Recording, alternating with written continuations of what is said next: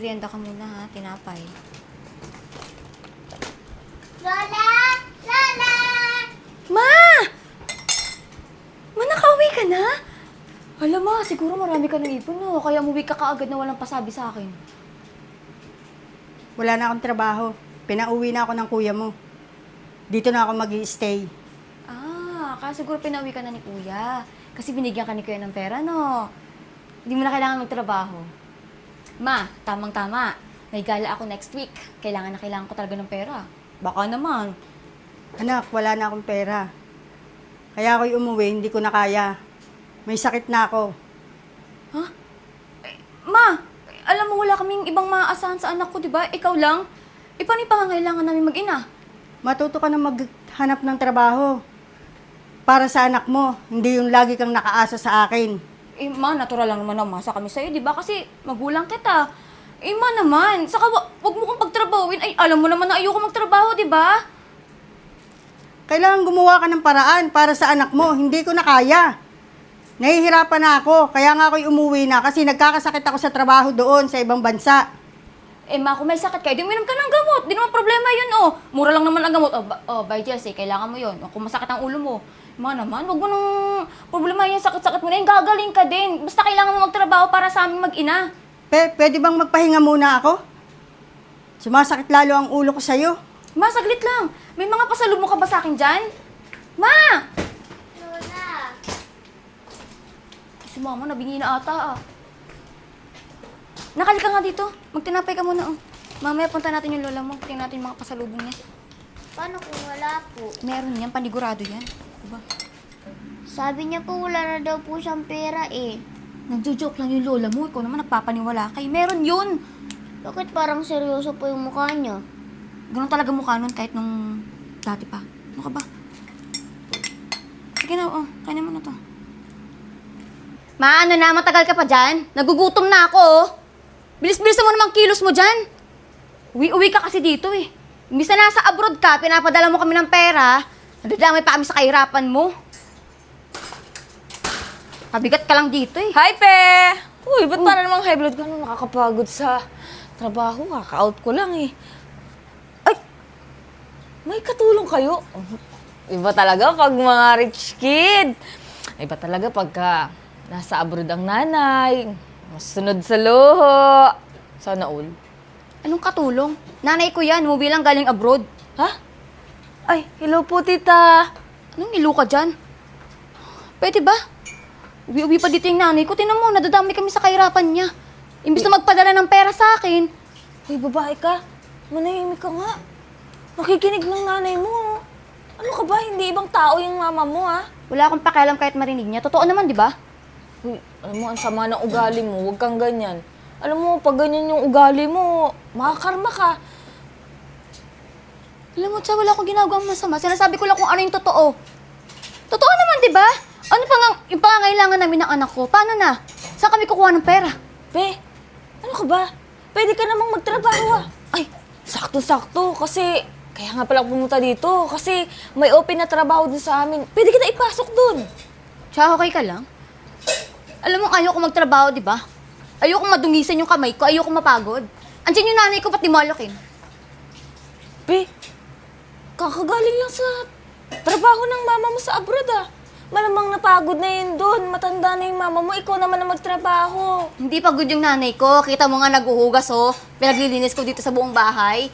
Kayang-kaya niya yan. Ano ka ba? Be, sumusobra ka na. Ano, gagawin mong katulong yung mama mo dito? Hindi ba pwedeng pagbakasyonin mo man lang? Hindi yung ganyan yung gagawin mo. Tsa, hindi siya pwede magpahinga. May pangangailangan kami mag-ina.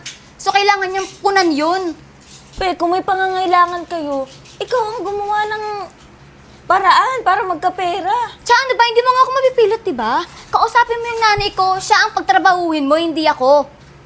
Wala akong magagawa. Uy, babae, alam mo sumusobra ka na. Parang hindi magulang yung mga pinagsasabi mo dyan. Ay, Tsa, sige, susubukan ko magtrabaho. O, diba? Okay lang sa nanay ko. Kayang-kaya niya yan. Ano ka ba, Tsa?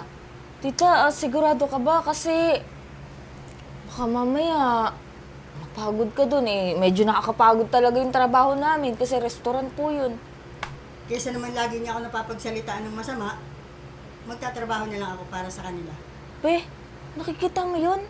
Kung itrato mo ng magulang mo ng ganyan, tapos lahat ginagawa niya para sa inyo. Natural nga lang, di ba? Kasi magulang namin siya. Ano ka ba? Pwede ba umalis ka na? Bukas pwede na siya magtrabaho sa inyo. Sabihin mo yung manager niyo. Tita, alis na po muna ako, tapos balik na lang po ako ulit ha. Sige, ingat ka. Sige po, salamat po. Ma, ano na? Nasaan na yung pagkain? Aray, Ito na po, order mo. Ito po yung Ate, okay ka lang po? Miss, yung kasamahan niyo. Ma'am, ano po nangyari? Hindi ko alam eh, bigla na lang siya natumbay. Ako na ba siya? Pasensya ka na kasi tita kasi galing niya pong abroad. Gusto niyang maghanap ng trabaho yung anak niya, kaya lang nawa siya ng anak niya eh. Kaya siya nilang nagpusang magtrabaho. Hindi ako si tita eh. Pwede ba ituloy niyo na lang siya? Hindi niya na kayo magtrabaho eh. Oo nga, sinasabihan ko nga po siya eh na pwede, huwag na lang muna siya magtrabaho kasi kagagaling niya lang po sa abroad eh. Kaya nga po siya pinauwi dito eh kasi naroon po siya sakit. Eh kaya lang po, kasi masyado maldita. Gusto mo tulungan pa, may sasakyan ako. Eh sige po ma'am, pwede Sabihin niyo naman muna po. doon sa bus niyo. Opo, papaalam ko lang po sa boss namin para po malaman na mag-early out po si tita. Sige, ito rin yung bag ko sa milk. Balikan mo na lang para mga natin sa sasakyan. Sige po, salamat po ah. Una po muna ako. Pasensya ka na iyo ha. Dito pa ako inapos doon sa maring panaramdam sa labisunod. Ano po, nawaman po kayo makauwi. Napahinga lang po kayo dyan.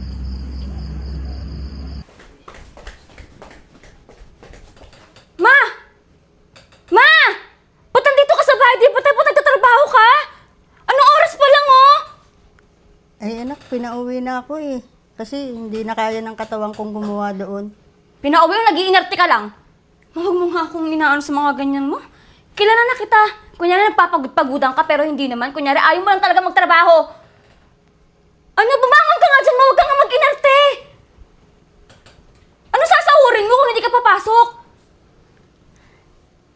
Hindi, ikaw naman na magtrabaho. Mahal mo, di ba, nakaasa lang kami sa'yo. Ako pagtatrabahuin mo, ako talaga?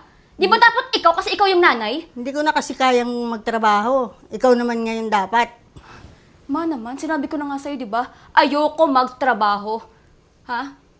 Mapapagod ako. Madudiman yung mga kamay ko. Kaya nga ikaw dapat magtrabaho dito sa pamilyang to eh. Paano? Paano ko, hindi ko na kaya? So, Gagawa ko pa bang magtrabaho para sa inyo? Mahina na ako? anong pakialam ko? Kayanin mo para sa mga anak mo. May apo ka, di ba? Hindi ko na talaga kaya anak eh. Kaya nga ako'y pinauwi ng kuya mo. Sana naiintindihan mo yun. Sorry ma, pero hindi ko maiintindihan yun. Sana nga nagtrabaho ka na lang ulit sa abroad eh. Di ba? Mas malaki sasahurin mo doon. Para ngayon hindi tayo nahihirapan. Wala na, hindi na talaga kaya. Pwes kayanin mo. Ikaw naman ang pumasok, ikaw naman ang magtrabaho. Wala kang maasahan sa akin. Bakit ka ba ganyan anak sa akin? Bakit hindi mo ako naiintindihan? Hindi na nga kaya ng katawan ko, mahina na ako. Dapat ikaw na nagtatrabaho para sa anak mo. Anak mo ko, di ba? So dapat ikaw ang nagtatrabaho para sa akin. Para sa apo mo. Ano pa may pagmamalaki ko sa mga kaibigan ko?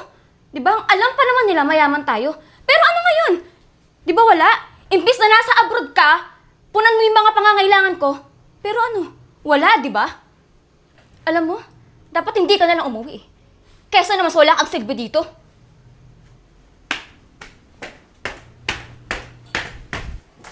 Ma?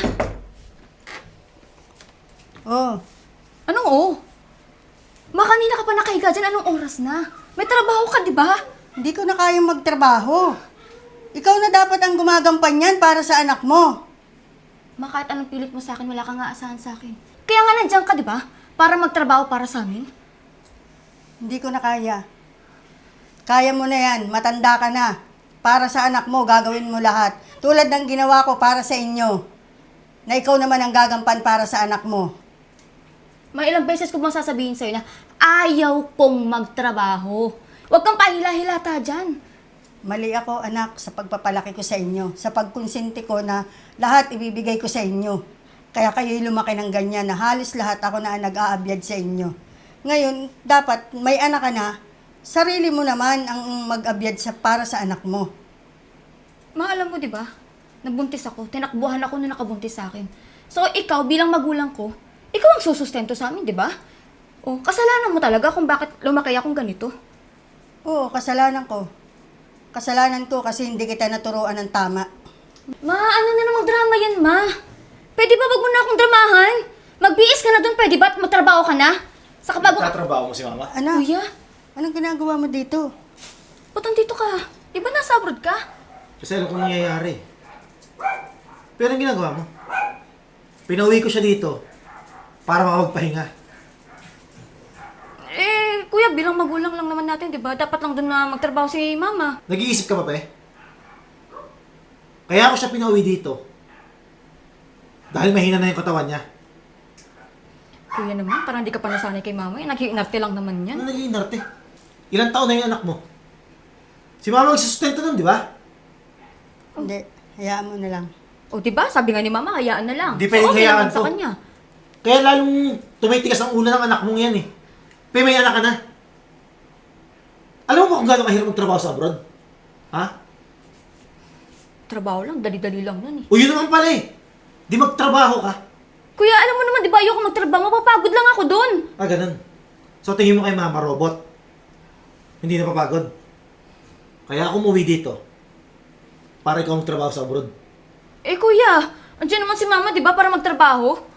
Ay anak, hindi naman habang buhay, aasa ka sa akin. Natural, labang nabubuhay Mahina ka na talaga. ako.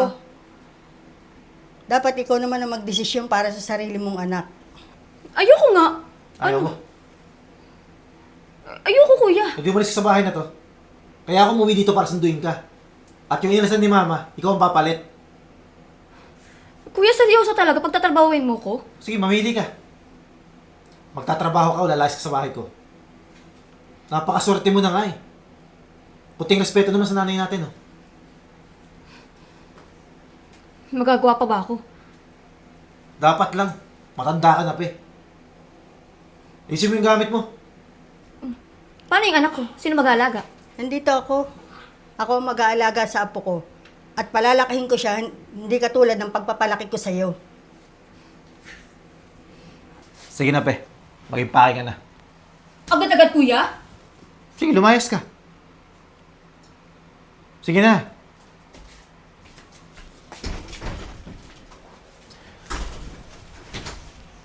Ma, pasensya ka na. Biglaan yung uwi ko. Buti nga, umuwi ka anak eh. Sakit ng ulo ko dyan sa kapatid mo. Eh, ma. Alam ko naman mangyayari ito eh. Kaya nga, inasikaso ko yung papasukan ni Pe para di ka na may stress. Huwag ka mag-alala, ma. Sigurado ako matututo yan. Pag nakapagtrabaho na siya. Mabuti pa, ma. Magbihis ka. Kakain muna tayo sa labas. Sige anak, magbibihis lang ako. Pe, bilisan mo dyan, ha? Kakain muna tayo.